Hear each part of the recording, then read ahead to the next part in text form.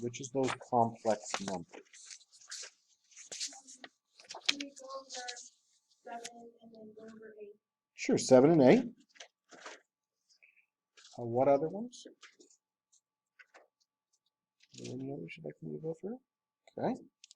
What about 1, 4? Now, we only did 1 through 5, I believe, and 1, 4. So which questions do we have out of 1 through 5? Are there any of those that you'd like me to go over with you?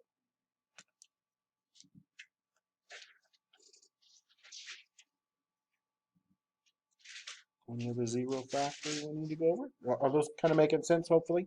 Yep, you've probably seen zero factor before. Okay, so we'll look at 7 and 8 out of 1.3, and then we'll start 1.4 and finish it up today. So 1.3, we'll look at question 7. Now, what we're doing here is we are simplifying these square roots down. So we've got the square root of minus 15 times the square root of minus 5 over the square root of 3. Now, before we start multiplying that 15 and that 5 together, first we need to go ahead and rewrite this with the i's. So I'm going to rewrite this as I square root of 15, and I like to use parentheses, times I square root of 5 over the square root of 3. And now we know the i's go together, and that then makes it I squared. Now what we can do is we can go ahead and multiply that 15 times the 5, and that's going to make it then the square root of 75 and the square root of 3. Is everyone all right with that so far? All right. Let's see. Who just came in? What's your name? Megan. Yep, Megan. Yep. All right. I'll mark off Megan. Thank you. Okay. So we've gotten to this point. Now, when we have roots, if they're both underneath the root, they can go together and divide. So 75 divided by 3, that makes it I squared. Square root of 25. And now we can clean this up, because what do we know about I squared? Well, by definition, I squared is what? Negative 1, right? And what's the square root of 25? 5. So what's your final finished answer here? Minus 5. And there are different ways of working this one out. And so the I squared doesn't indicate, because it'd be a negative times a negative, so that would make it positive? Well, okay. The way I explain an I squared is I is the square root of negative 1, right? Okay. And you've got basically a half of a negative 1 and a half of a negative 1, because square roots are half power. Those go together and they make it a whole negative 1. So what you need to remember is I squared is a negative 1. That's the fact. Yep, and that's what we need for that fact there. Okay, and there are different ways of approaching it, but before you start multiplying, you must first bring out the i's. And then you could have just multiplied those together, divided by 3, and went straight to this step here. Doesn't matter how you work it out. But does that one make more sense now? So we just bring out the i's, combine the roots together, break them down, and then write our final answer. Question 8. Now for question 8, we need to rewrite these in standard form. And one place where students always make a mistake is here. Can I cancel these negatives out? No. Why not? Because remember, order of operations, what comes first? Square roots or multiplication? Order of operations, you do parentheses first, then you do your exponents and roots, right? And then after you've done the roots, then you do multiplication. So we can't cancel these negatives out because that's multiplication. So how do we handle it? Well, the first thing we do is we take that 28 and we break it down. And how can we break down 28? Well, we can break that down into 7 and 4, can't we? Right. And then what about the 4? 4 breaks down into a perfect square of 2 and 2. So we have now a minus 2. Sorry, let me say that correctly. We have a 2 out in front. Then we have the minus that's still there. Now this negative comes out as an I. Okay, we have a pair of 2s, so that comes out as a 2. And then we have the square root of 7 left over. And that's all over 2. Are you all right with how I got to that point? You see how I broke that out there? Is everyone okay with that? Now what do we need to do? So we got to this point. We want to write it in standard form. So what does that mean? That means we break it down into separate pieces and reduce. So that's going to be 2 over 2 minus 2i squared root of 7 over 2. And what about 2 over 2? Oh, sorry about that. Move it up so we can see it here. Sorry about that. What about 2 over 2? Okay, 2 over 2 is going to reduce down to a 1. The negative comes down. What about these 2's here? That one and that one can cancel. So what's left over?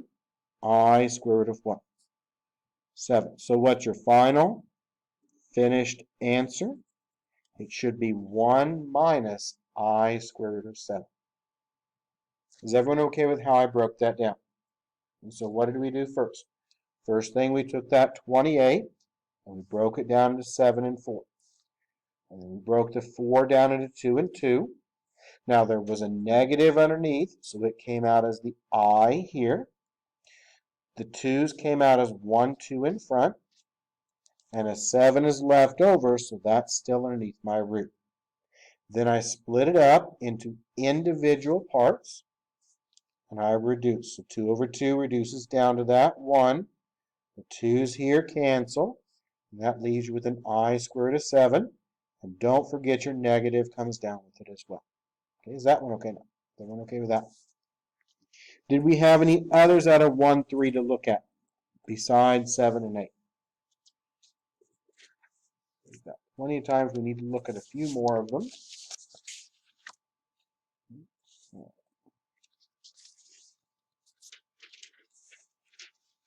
Give you a second to look through.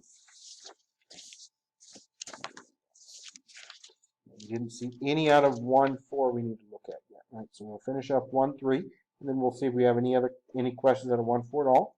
And then we'll finish that up today.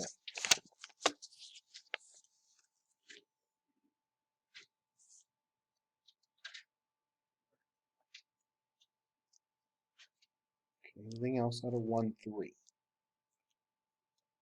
Anything else? Oh, well, then we'll move on to 1, 4. Are there any other 1 through 5 that you'd like me to look at? Plenty of time. Okay, everybody's good with factoring. All right. So now we're going to move on and start the lecture then out of 1.4. And last time we learned how to solve using zero factor, didn't we?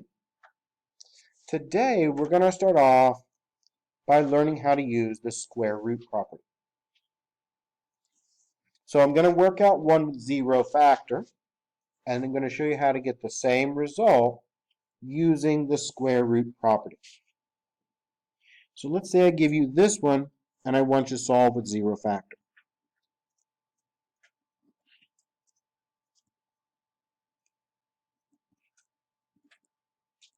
Let's say I give you x squared minus 25 equals 0. So I want you to try and solve this one with zero factor. Well, what do we know about 25? 25 is a perfect square, right? And this is a difference of squares, so hopefully you remember how this would factor. This would factor into x plus 5 and x what? Minus 5. Okay. And then we have x plus 5 equals 0, which gives you x equals a negative 5. And we have x minus 5 equals 0, which gives you x equals 5. Now, the important thing to note on this one is how many answers do I have? 2. Okay? Whenever I solve a problem like this, I need to get 2 solutions. Now, that was with what's called zero factor. So we factored it as a difference of squares, And then we were able to solve it. Now we're going to learn how to use the square root property.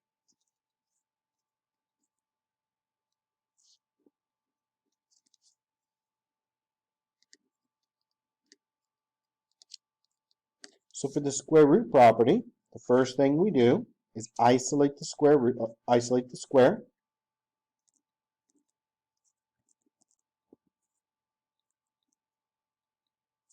Then we take the square root of both sides.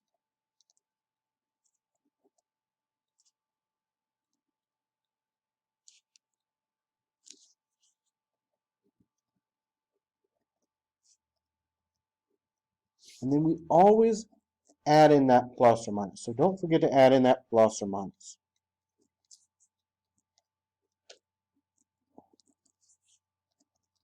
And then finally, we can solve it. And so this is what's called the square root property. And we're going to solve the same problem we did a moment ago with the square root property. And I'm going to show you that you're going to get the same answer. We know our answer should be 5 and negative 5. So we're going to solve the exact same problem again. And now we're going to use the square root property. So x squared minus 25 equals 0. If I want to use the square root property, what's my first step? And the first step is I don't set it to 0. What do? Isolate that square. So I'm going to move that 25 over. And that leaves you then with x squared equals 25. Now we think in terms of opposites. And what's the opposite of addition? Subtraction, right? What's the opposite of multiplication? Division. So how do you think we can undo a square? So what would the opposite of a square be? It would be a what? Square root. And whenever we take a square root, we're going to have to add in a plus or minus. That's going to give us the same two solutions that we just got a moment ago. So the square and the square root, they cancel. And that leaves you then with x equals plus or minus 5. Now, I always like to write them out separately so you understand there are actually two solutions. Because I found that if I just leave it as a plus or minus, what happens is students forget there's actually two parts to it. Okay? Because there's actually a positive 5 and a negative 5. Same result as what we got a moment ago. We have to use the square root property on some problems because they're not always perfect squares. Or they might come out to be an imaginary number. So let's try and solve another one with the square root property. How about we try and solve x squared plus 50 equals 0. And again, we're going to solve this with our square root property. Now, this one is going to give us imaginary answers. First thing we must do is move that 50 over with subtraction. And this builds into 1, 3.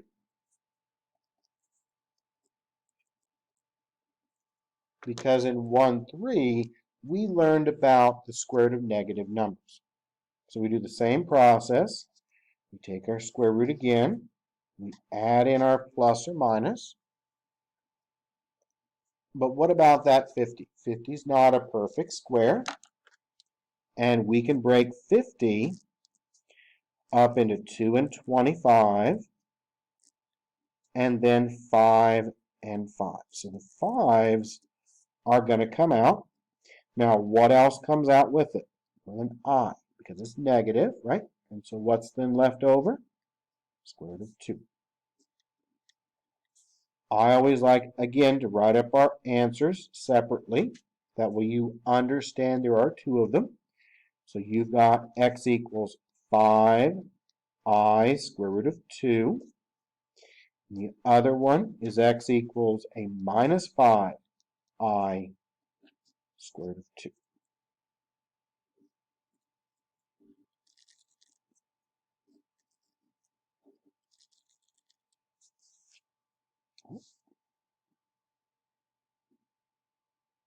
We can also apply this to an entire quantity that's squared. So let's say I give you, it looks kind of like your homework here, because there's a couple of them. We're going to have to take the square root of both sides again. But here's something like what you'll see in one of your questions in the homework. About x minus 3 quantity squared equals 49. So this looks very similar to 17 and 19 in your homework. We're going to use the same property. Now we could FOIL this out, set it to 0, and factor it. That's a lot of work though. The square root property is going to make it a lot easier for us. So look at the left-hand side. Is it a square? Yep. What undoes a square? Square root. So what are we going to do? We're going to take the square root of both sides. And don't forget to add in that plus or minus. On the left, the square and the square root, well, those cancel out. So that leaves you with an x minus 3. On the right-hand side, well, the square root of 49 is a 7.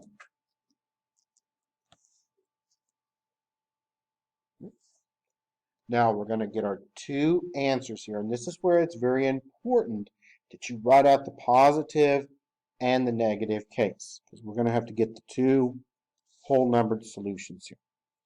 So we've got x minus 3. Let's do the positive one first, equals 7. Add your 3 over, and what's our first solution here? Well, our first solution is x equals now what? 10, right? See how I split it up? Okay, so that's one of them. What about the other one? Well, the other one is x minus 3 equals now a minus 7, right? Because you have a plus 7 and you have a minus 7. Move that 3 over to get the other part here. And that now leaves you with x equaling also what? A negative 4. So is everyone okay with how I got the two parts? That's why it's very important that you break that plus or minus up into two separate parts and work them out individually. Let's try another one of these. You can also have complex numbers with these, or things that won't break down. We'll do one that gives us a complex number, and then we'll do one where we have to divide. So again, we're going to try and solve. And how about x minus 4 quantity squared equals, let's say, a negative 16. This one is going to be solved exactly the same way as the last one. What do we do? Left-hand side is a square. So how do we get rid of that? We take our square root. And what happens again when we take the square root of a negative number? It comes out as an imaginary. So now we're left on the left with x minus 4 equals now. Square root of 16 is 4. It's negative, so that's a 4i there. Is everyone okay with that? Pretty simple on that. How do we finish it? And don't forget, whenever we take a square root, we just about forgot, what do we always have to add in? Plus or minus. So don't forget that plus or minus. It's easy to do. We'll move that 4 over with addition. And then we'll break it up. So that leaves you then with x equals now 4 plus or minus 4i. And I always like to break it up. You can leave it with the plus or minus, and this would be fine. I usually, though, just to make sure you understand what's actually happening, I break it down into two parts. So you have 4 plus 4i, and you have 4 minus 4i. So those would be your two complex solutions there. Okay. Is everyone okay with that? You see what I did there? Pretty simple. One more of these, and then we'll look at the quadratic formula, how that's going to work.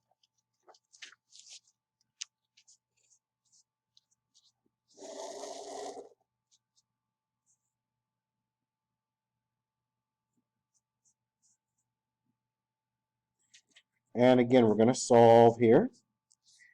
And how about we solve 3x plus 5 quantity squared equals 10.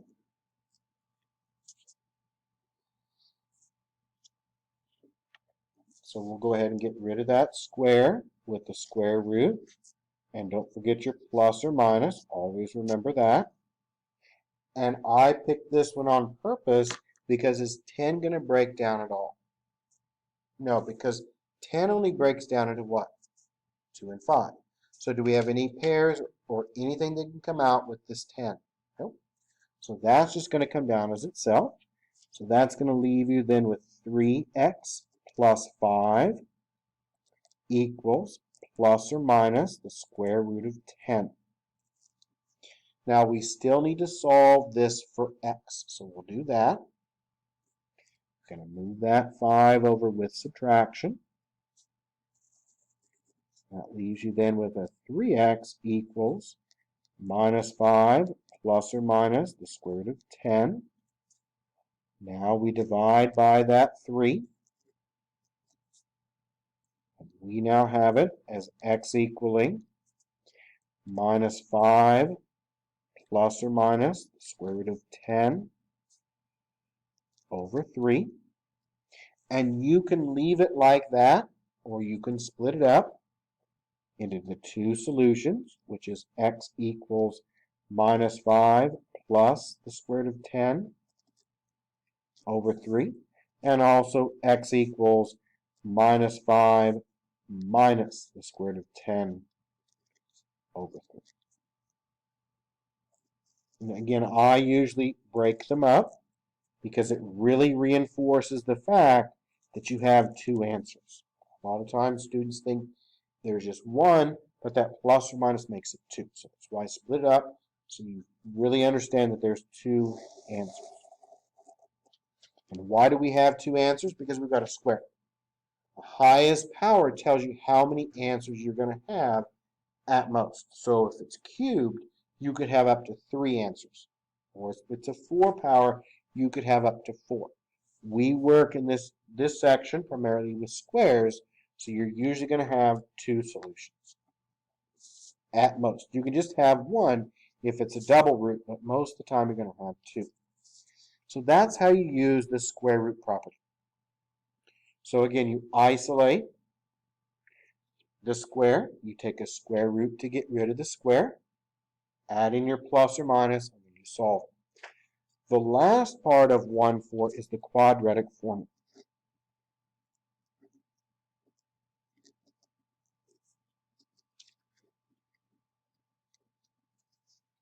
So we're going to work with the quadratic formula. And the quadratic formula allows us to solve any type of quadratic. Zero factor works with some, square root property works with some. The quadratic formula solves everything. Now, zero factor might be quicker in some cases, but in many cases you have no alternative but to use the quadratic formula. So here's how it works. So the first step you do is you want to make sure your equation looks like this. So it must look like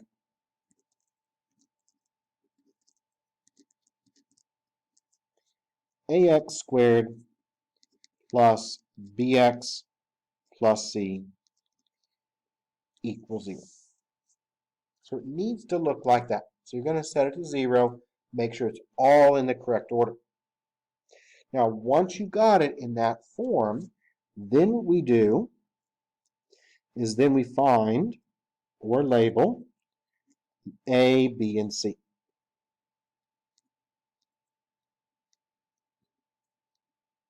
And the A, B, and C are going to be numbers. So no variables, they're just numbers.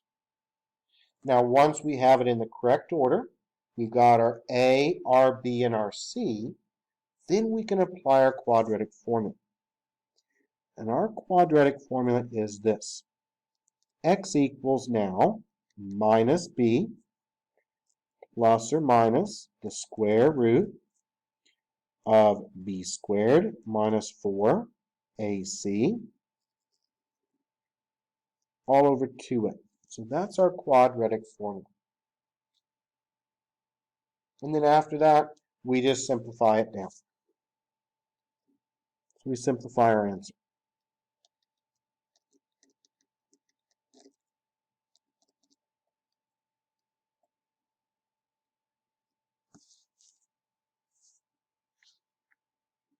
And a lot of you may already be familiar with the quadratic formula.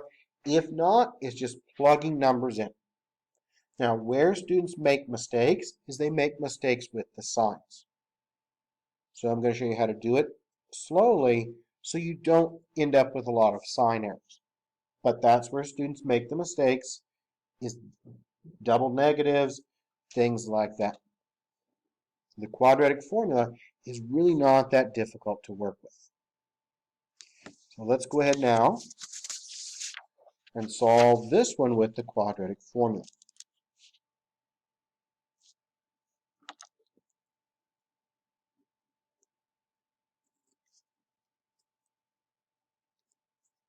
How about we have 5x squared plus 4x equals a negative 9. And we're going to solve this with the quadratic formula.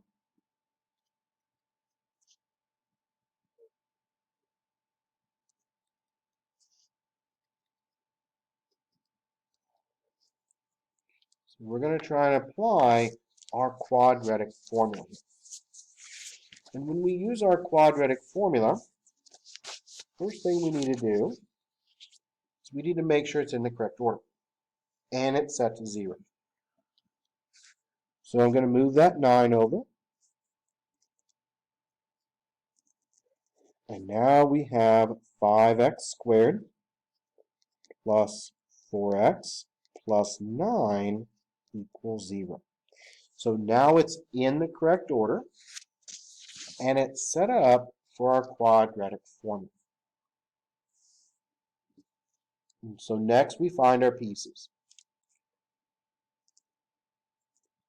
So the A is the number in front of the x squared, so it's a 5. The B is going to be a 4. And the C is 9. And take your time when you work this out. You don't want to try to rush through things and make a mistake with the signs. I always like to write up the formula each time so I have it to look at. So we're going to write up our quadratic formula, which is x equals minus b plus or minus the square root of b squared minus 4ac all over 2a. And now we're going to begin plugging in the different parts. So I write up the formula, so I've got it, so I can see how the pieces go together. B is a 4, so don't forget there's a minus in front. So we have a minus 4. And then we have a plus or minus. We've got the square root of b squared. So that's a 4 squared minus 4. A, which is 5. C, which is 9. All over 2 times 5. Is everyone okay with how I got to that? Now, students generally don't struggle with the setup. It's what's underneath that root is where they struggle. So we're going to work with the discriminant. Now, the discriminant is what's underneath that root, and we're going to do it separately.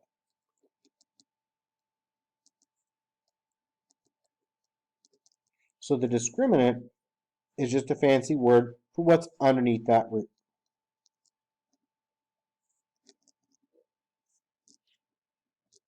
And what do we have that's underneath that root? Well, we've got 4 squared minus 4 times 5 times 9. And we know 4 squared is 16.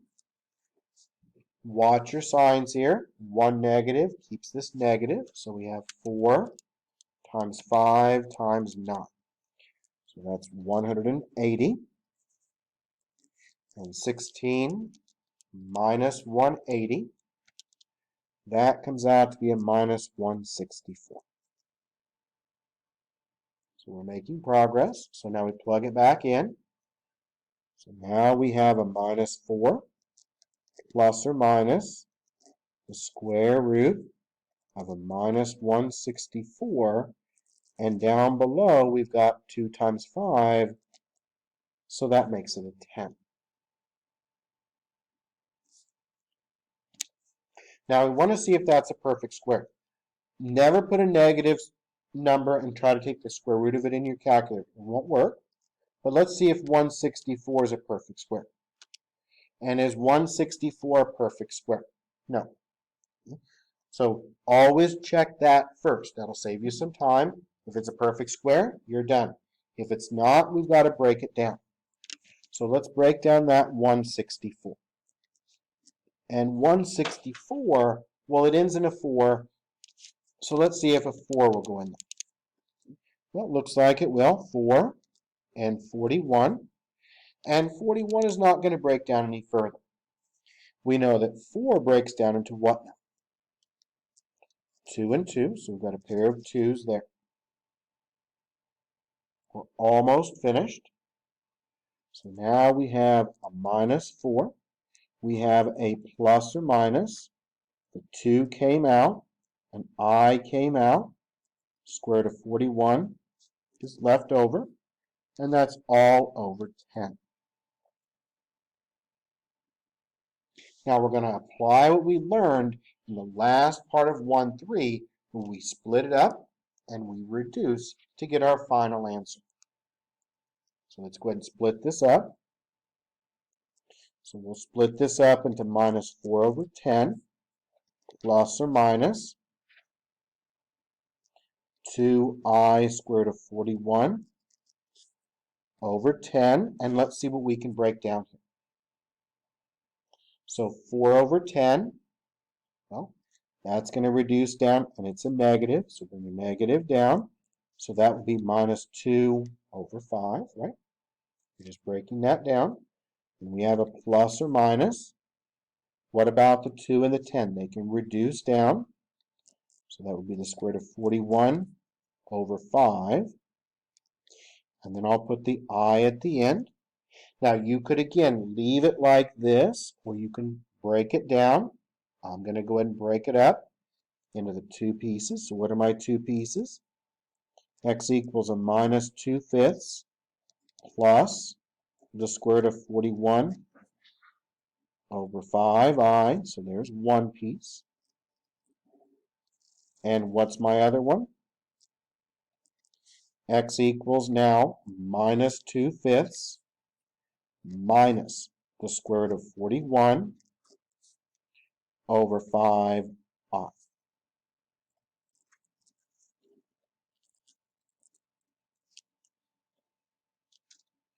So is everyone okay with kind of what we did there? And we'll do several of these. So that one was just one where we just set it 0. And we applied our quadratic formula. You couldn't factor this one. This one would not factor. You couldn't use a 0 factor. Because 0 factor only works with things that will factor. And this one would not factor because of the complex answer. Now, if your problem contains fractions, we'll get rid of the fractions first. You never want to plug the fractions into the quadratic formula. All that does is make it more complicated than what it needs to be. So if our problem has fractions, we're going to get rid of them. But again, we're just going to solve this out. And how about we solve out 2/3 x squared equals minus 1/9 x plus 2. So we're going to go ahead and work with this one. We can either set it to 0 first, or we can go ahead and just get rid of our fractions at the beginning. But you never, ever want to use fractions in the quadratic formula. So let's just go ahead and get rid of them. And I'm going to get rid of them all by multiplying this by a 9. That'll clear out all of my fractions here. And when I multiply it all by 9, and what do we do with these? We divide and multiply. So 9 divided by 3 is a 3. 3 times 2 makes it a 6x squared. The 9's cancel. That leaves you with a minus x on the right-hand side. And 9 times 2 makes it 18. Now we have something that we can work with. So we're at this step. What's our next step? We're going to use our quadratic formula. So we have to set this equal to what? Equal to 0. In 1-4, if in doubt on what to do, set it to 0. Most cases, you'll set things to 0. The only ones that you don't are the square root properties. This one, we can go ahead and set this to 0. So I'm going to add the x and subtract off the 18. And that leaves me then with 6x squared plus x minus 18 equals 0. Now we've got it. It's in the correct order. So we can get our pieces and apply our formula.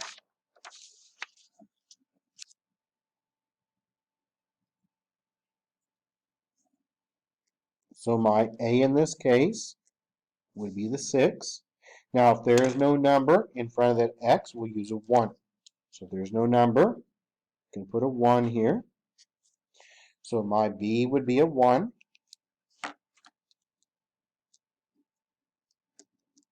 And c would be a negative 18.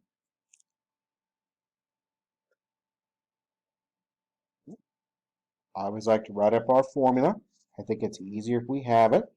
So our quadratic formula is x equals a minus b plus or minus the square root of b squared minus 4ac all over 2a. And we can plug our numbers in. So now we've got minus 1 plus or minus the square root of 1 squared minus 4 times 6 times a negative 18 all over 2 times 6 here. Is everyone okay with how the numbers went into the formula? Not difficult, just watch the signs. That's where students make a mistake. Now we're going to work with our discriminant.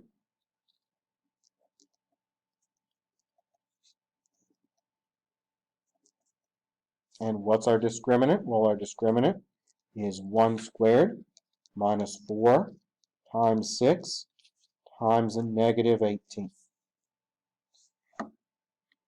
If you make a mistake, it will probably be in the discriminant. I always like to get my signs first and then multiply after that. So what do we know about the second part here? How many negatives do I have?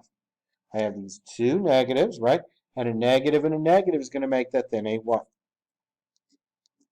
Positive. So we know 1 squared is 1. And now we know this is positive. So then I just take my calculator and I take 4 times 6 times 18. And that gives you that 432. Adding them together, we get 433. But again, where students make a mistake is right here. A lot of times in math, what happens is you understand the process, but you make small errors, and then you get really frustrated. So always take your time, be very, very careful with double negatives, multiplying, and subtracting numbers, because those are where students make mistakes. So now we've got it, we can rewrite it, and we can rewrite this as minus 1 plus or minus the square root now of 433 over 12. And 433 is definitely not a perfect square, I don't believe.